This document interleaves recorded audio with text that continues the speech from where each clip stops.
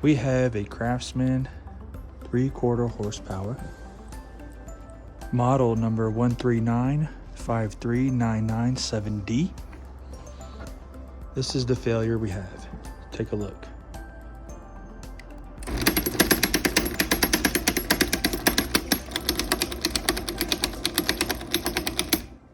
Right when you look at it, at the top of the sprocket, you can see that there's some damage to it. Right in there. All that dark shaving in there. We're gonna go ahead and change out this gear sprocket here. It's gonna be very similar to your 1/2 horsepower gear change. It's gonna be a different size sprocket. First thing always, don't forget to unplug your unit.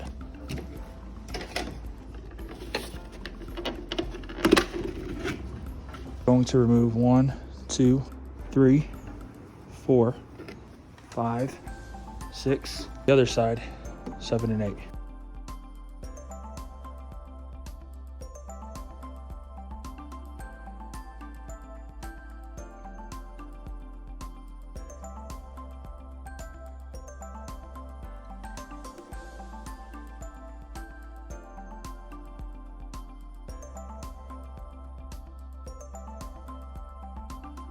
All right, you can see all the powder caked up inside on the gear, right in here. That's what you'll usually find when the sprocket's going bad, right in there. All that powder caked up. Whenever the plastic gear is going out, you'll get a large amount of shavings. It look like snow built up in there.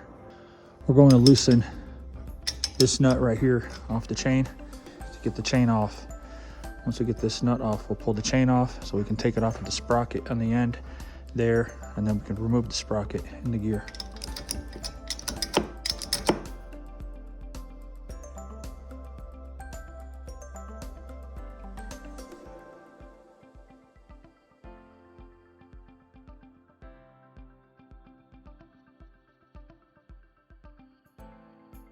And we'll remove the gear and sprocket. All right, here we're gonna go ahead and we're gonna remove the chain spreader right here.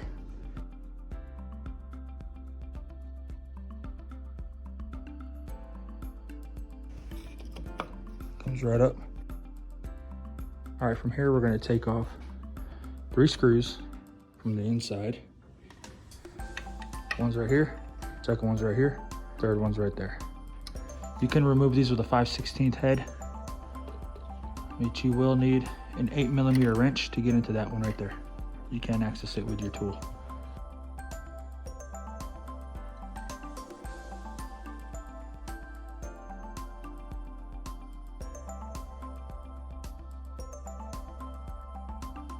You have this pin right here.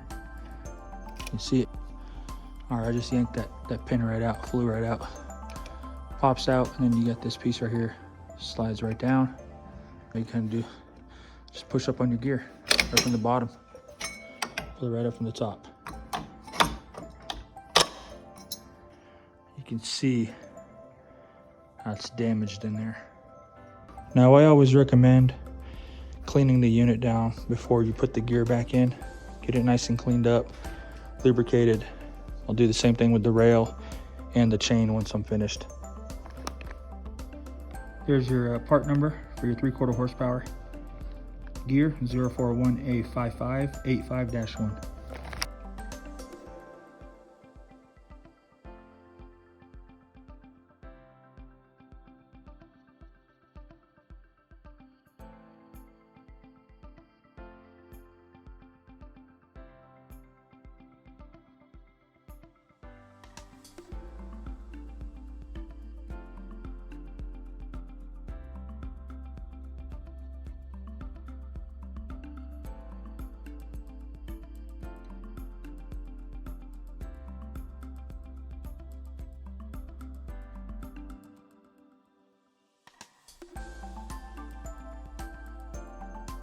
This piece is flat. You rotate it so that it's aligned with this. Bring it down and line up your holes. If you have it turned like that, you can't see your holes all you simply have to do is just rotate this plate right there. See the hole? And then the two right here, one right there. That's what you want to do. Now you can put the screws right back in there into the bottom. This piece here, there's a little hole right in there. Slide this piece on it and rotate that until you find the hole.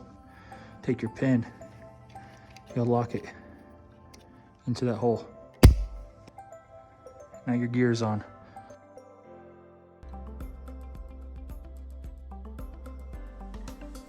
All right, here's our limits. We have our down limit and our up to move the door up and down.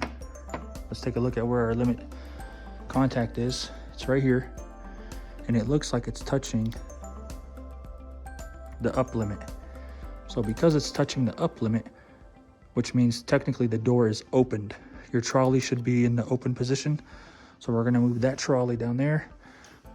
We're gonna put it up here, lock it with a vice grip, and then we'll put the chain around the gear, lock it in place. Since our limit is in the up position, that's where we're gonna put our trolley.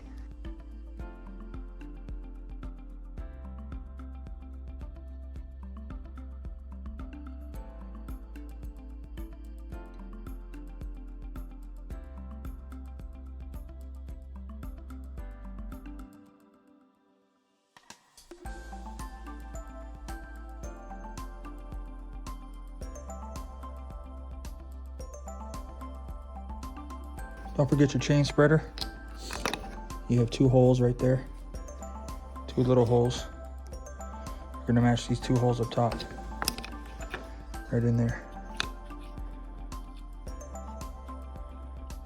So just like that.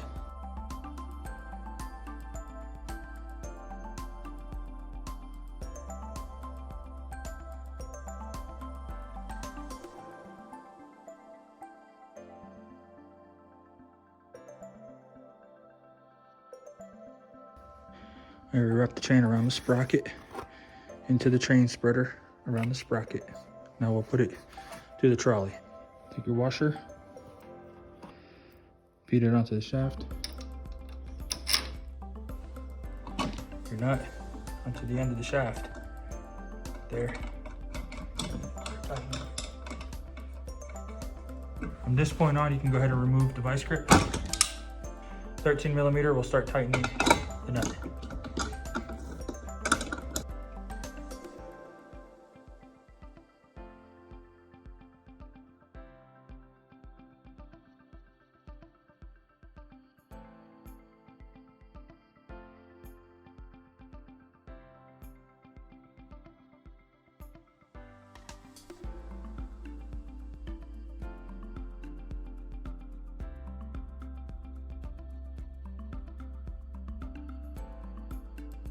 Lubricate the rail, clean the chain, lubricate it, get it all cleaned up, and then we'll test fire it.